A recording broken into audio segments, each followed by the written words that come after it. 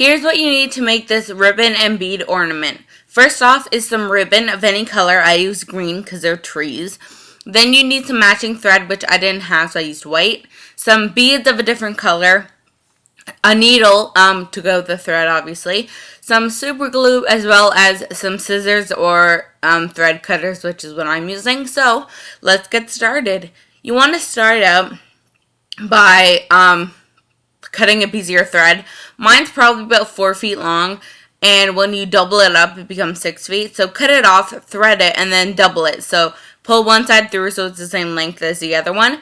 Then when you get to the end, tie a few knots. I double or triple knotted it, I'm not sure. But I wanted it to be safe and secure. Then the next thing you want to do is take your ribbon and make a loop at the bottom. Then stick your needle through and sew that edge shut. I just did like 3 or 4 stitches, nothing too fancy, and they weren't even, like they were so bad. But you can see here with the white on green that it's really obvious. That's why I say use thread that matches the color of your ribbon. But again, I didn't have any. Once your loop is done, you want to put the needle back through and then thread a bead on it. And then you want to take the other side and make it into a loop.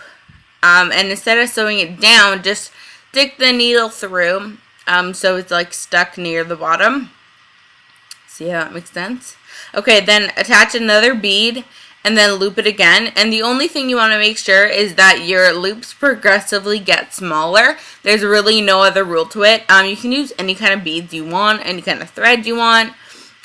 Just make sure that they progressively get smaller. And there's not a certain amount you have to do. I think it did 13. When you're done, you want to double stitch the very top row of fabric and then put the needle back through the bead so it comes out the bottom. And when it gets to the bottom, you want to tie it in a knot with that little extra piece of string that's there from when you tied your first original knots.